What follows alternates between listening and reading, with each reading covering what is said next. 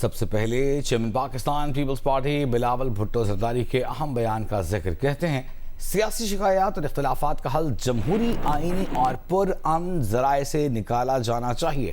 پارلیمان اور سیاسی عمل ایسے مسائل کو حل کرنے کے لیے مناسب فورمز ہیں۔ ایک بیان میں بلاول بھٹو زرداری نے کہا کہ الیکشن کمیشن سے قبل از وقت انتخابی شیڈیول واپس لینے کا مطالبہ کرتے ہیں۔ یہ الیکشن کمیشن آزاد کشمیر سے انہوں نے مطالبہ کیا ہے۔ ساتھ ہی انہوں نے کہا کہ سیاسی حل کے حصول کے لیے پرعزم ہیں۔ زیر التوا شکایات کے ازالے کے لیے ٹروتھ اینڈ ریکنسیلیشن کمیشن قائم کرنے کی کوشش کریں گے۔ معاملات کو منصفانہ انجام تک پہنچانے کے لیے کمیشن قائم کرنے کی کوشش کریں گے۔ آزاد کشمیر میں جاری بے چینی کشمیر کاز اور پاکستان کی ساکھ کو نقصان پہنچا رہی ہے۔ انہوں نے کہا کہ صورتحال دشمن عناصر بھارت اسرائیل گٹھ جوڑ کو فائدہ اٹھانے کو غیر ضروری موقع فراہم کر رہی ہے۔ تمام مظاہرین سے اپیل کرتے ہیں کہ احتجاج کو پرامن طور پر ختم کر دیں۔ قانون کو اپنے ہاتھ میں لینے والے افراد خود کو مقامی حکام کے حوالے کریں۔ قانونی عمل کو اپنا راستہ اختیار کرنے دیں۔ کشمیر کے عوام کو احتجاج محاذرائی غیر یقینی صورتحال سے نہیں گزرنا چاہیے۔ وفاق تمام فریقین متفق ہوں تو آزاد کشمیر حکومت احتجاج کرنے والی جماعتوں سے متعلق نوٹیفیکیشن کا جائزہ لے سکتی ہے۔ بلاول بھٹو زرداری نے کہا کہ اسلام آباد معاہدے پر دستخط کا قریب آنا تاریخی لمحہ ہے۔ عالمی توجہ مضبوطی سے پاکستان پر مرکوز ہے۔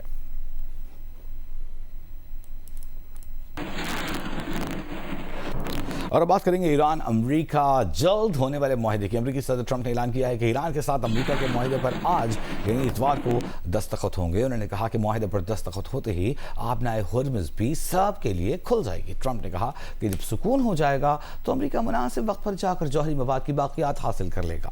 اس سے قبل وزیر اعظم شہباز شریف نے اپنے ایک بیان میں کہا تھا کہ آئندہ 24 گھنٹے میں ایران امریکہ ڈیل پر الیکٹرانک دستخط ہونے کا امکان ہے۔ ٹرمپ نے شہباز شریف کا بیان بھی شیئر کیا تھا۔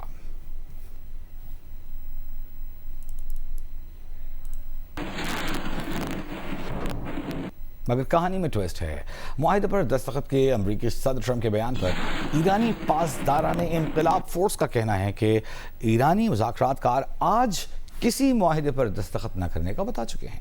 صدر ٹرمپ معاہدے پر دستخط کی تقریب اپنی سالگرہ کی وجہ سے 14 جون کو کرنا چاہتے ہیں۔ مبصرین کا خیال ہے کہ ٹرمپ اس موقع کو علامتی اہمیت دے کر اپنی ذاتی تشہیر کا پروگرام بنانا چاہتے ہیں۔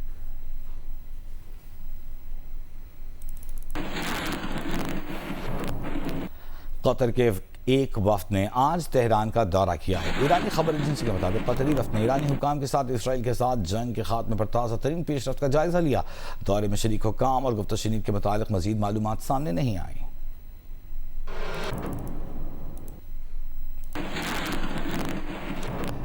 وزیر خارجہ اسحاق ڈار کا ترک وزیر خارجہ حقان فیدان سے ٹیلی فونک رابطہ ہوا ہے۔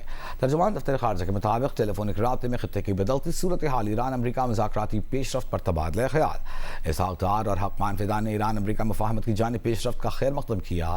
دونوں رہنماؤں کا خطے میں پائیدار امن اور استحکام کی امید کا اظہار۔ پاکستان اور ترکی نے علاقائی صورتحال پر قریبی رابطے برقرار رکھنے پر اتفاق کیا۔ دونوں رہنماؤں نے اہم علاقائی پیش رفت پر مشاورت جاری رکھنے کے عزم کا بھی اعادہ کیا۔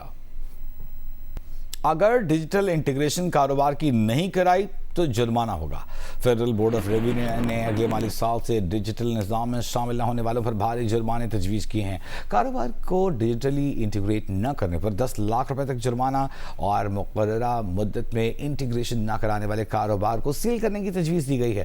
مسلسل خلاف ورزی پر 50 لاکھ روپے تک کا دوسرا جرمانہ بھی تجویز کیا گیا ہے۔ اسی طرح جعلی ٹیکس انوائسز جنریٹ کرنے والوں کے خلاف بھی سخت کارروائی کی تجویز دی گئی ہے۔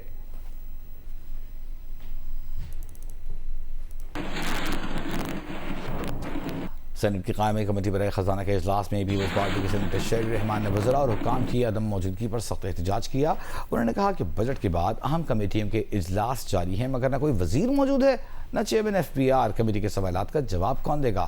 وزراء اور حکام کی عدم موجودگی پر شیری رحمان نے قائمہ کمیٹی کے اجلاس کا بوائیکاٹ کیا۔ شیری رحمان کے بوائیکاٹ کے کچھ دیر بعد وزیر خزانہ محمد اورنگزیب اجلاس میں پہنچ گئے۔ شیری رحمان نے کہا کہ دکانداروں کو شدید مشکلات ہیں، آن لائن ادائیگیوں میں بھی مسائل پیش آ رہے ہیں۔ 4 روز سے پورے اسلام آباد میں انٹرنیٹ بند ہے، یہ مسائل آخر کون حل کرے گا؟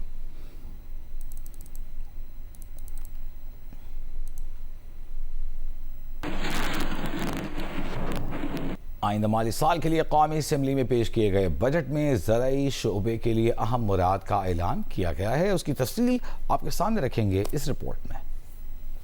حکومت نے اگلے بجٹ میں زرخیز اسکیم کے تحت 7,50,000 چھوٹے کاشتکاروں کو 300 ارب روپے کے بلا سود قرضے فراہم کرنے کا اعلان کیا ہے.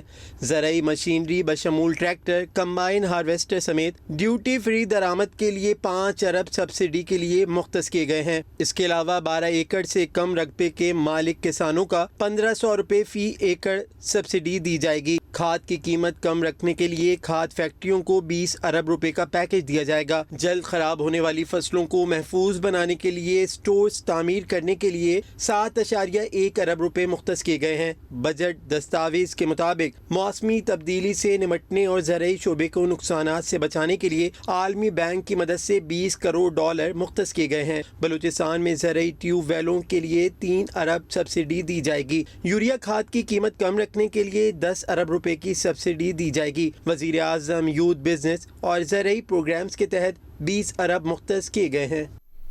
کھیلوں کی خبریں شامل کرتے ہیں. ICC women's T20 world cup شروع ہو چکا ہے. بڑا مقابلہ پاکستان اور بھارتی کرکٹ ٹیموں کے درمیان آج برمنگھم میں ہونے جا رہا ہے. Pakistan team T20 world cup میں 2 مرتبہ بھارت کو شکست دے چکی. ICC women's T20 world cup کا بڑا مقابلہ آج روایتی حریف پاکستان اور بھارت کے درمیان ہوگا. پاکستان ٹیم کی کپتان فاطمہ ثنا جو پریکٹس کے دوران انجری کا شکار ہو گئی تھی، اہم میچ کے لیے پرعزم ہیں. کپتان فاطمہ ثنا کا کہنا ہے کہ انگلینڈ کی کنڈیشنز کا اندازہ ہے. ٹیم کی تمام کھلاڑی اچھی کارکردگی کے لیے پرجوش ہیں. پاکستان اور بھارت کے درمیان میچ کا ٹاس شام 6 بجے ہوگا اور کھیل 6:30 بجے شروع ہوگا. پاکستان کا پہلا اسپورٹس چینل جیو سپر اور ڈیجیٹل ایپ مائیکو ویمنز ورلڈ کپ کے تمام میچز براہ راست نشر کر رہے ہیں. اس سے قبل دن کے پہلے میچ میں بنگلہ دیش اور نیدرلینڈز کی ٹیمیں دوپہر 2:30 بجے مد مقابل ہوں گی. آج پاکستان اور بھارت کا میچ ہونے جا رہا ہے. پاکستانی کپتان فاطمہ ثنا کافی پر اعتماد ہے. کافی اچھی پروفیشن ہے.